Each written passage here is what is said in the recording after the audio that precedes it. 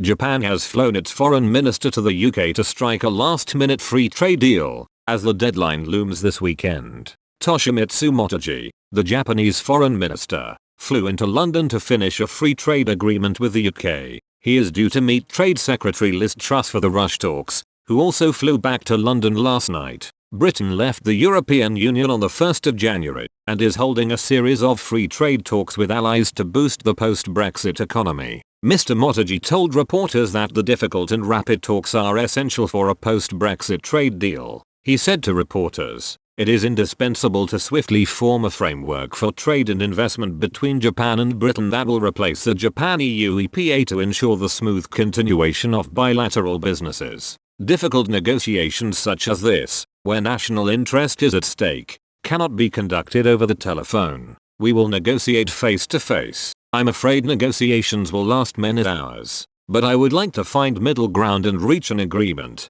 Both Ms. Truss and Mr. Motegi have shared their hopes that they can strike a deal before the foreign minister leaves on Friday. Negotiations have been at a breakneck pace since they began 2 months ago. Due to Japan's tight time frame, according to Whitehall officials, the deal will be based on Japan's pact with the EU, which created the world's largest free trade zone when it came into effect last year. Britain will lose access to the bloc's agreement with Tokyo after the post-Brexit transition period. The main points of contention that have held up trade talks are Tokyo's demands for cut in car export tariffs if Britain and the EU failed to secure a trade deal. It would mean Japanese companies based in the UK face tariffs for imported parts from continental Europe. The UK is also hoping for better access for Japanese services, including new rules on data regulations and agriculture. But Japan has downplayed hopes for an ambitious trade deal with the UK, saying that EU is a larger bloc and the UK is a smaller market. So far,